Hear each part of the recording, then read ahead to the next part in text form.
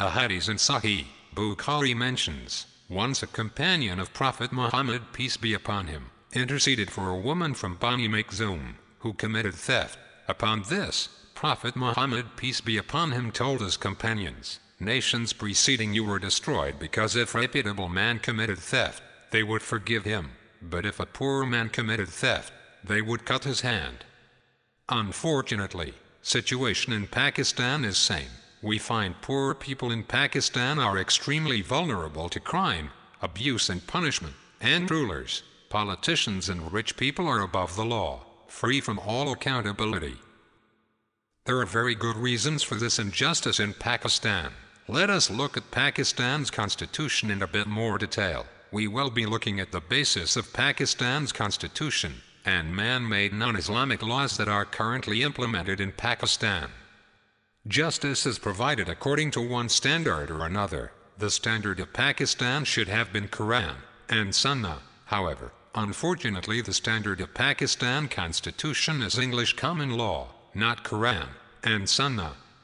Starting from British law, amendments have been made time and again by corrupt politicians and rulers in Parliament to suit their needs. In democracy or dictatorship, the right to decide right and wrong is in the hands of people. Instead of the creator of the universe, the decision of the majority is supreme, whatever this decision may be. Hence, alcohol, interest-based banking system and cooperating with disbelievers is made legal if majority agrees. In Pakistan, it is British law, including the Criminal Procedure Code, which was originally written in 1898, that defines crime, trial and punishment, so a person insulting prophets is set free because of freedom of speech, or punished because it has been made crime by God.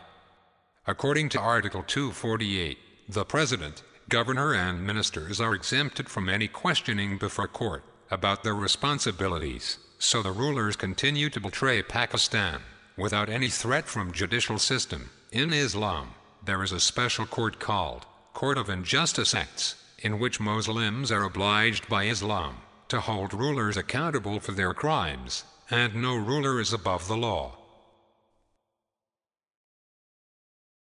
Fiscal Responsibility and Debt Limitation Act 2005 say that Pakistan must pay about 1/3 of its budget to foreign countries for debt servicing, majority of which is interest payment. Hence, Pakistan pays about 1/4 of its budget as interest payments, which is totally forbidden in Islam, and God and His Messenger, peace be upon him, has declared war against those who deal with interest. In this situation, Pakistan is dealing with interest and committing grave sin because Constitution obliges it to do so.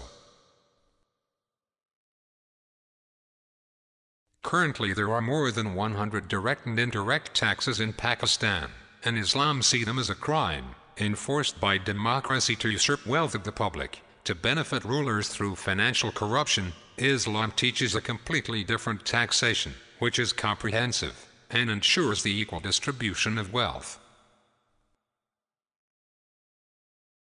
According to Pakistani law, calling for help for Muslims of Iraq and Afghanistan, or calling to help Muslims of the land occupied by West is considered a crime, so every judge, no matter how independent, is bound to punish such individuals even though they are calling for an Islamic obligation.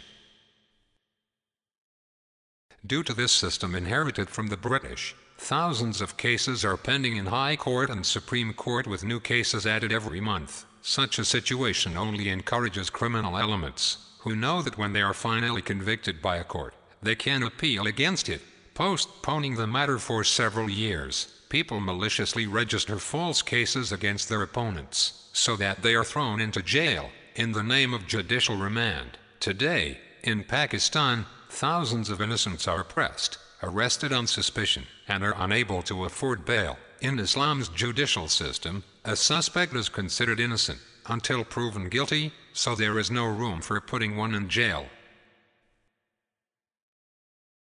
In current judicial system, there are two different types of courts, civil courts and Shari'ah court, and their bases of verdicts are different, causing conflicts in verdicts. There is no division of civil courts and Shari'ah courts in the Islamic system, for all the courts issue verdicts according to the laws of Islam. In current judicial system, apart from some laws related to inheritance, all other laws are based on something other than Islam. Although an independent judicial system is essential, there are many other matters that need to be in place for justice. Amongst these matters are the laws that define crime. If these laws are not made on Islamic basis, justice fails on the first rung. The ordinary citizen in Pakistan faces great humiliation and frustration when pursuing justice because of non-Islamic administrative laws. Shari'ah was a standard for world civilization for 13 centuries, inspiring Western nations to revise their legal and ruling frameworks.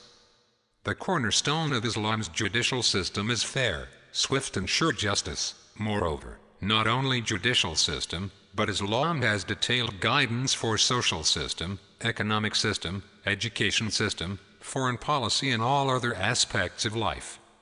The glory of Muslims can return again, and will return again, when the Muslims turn back to the secret of their success in this life and the next, which is the comprehensive implementation of Islam, through the establishment of the Caliphate in one or more strong Muslim countries like Pakistan, as a starting point for the reunification of the entire Muslim world.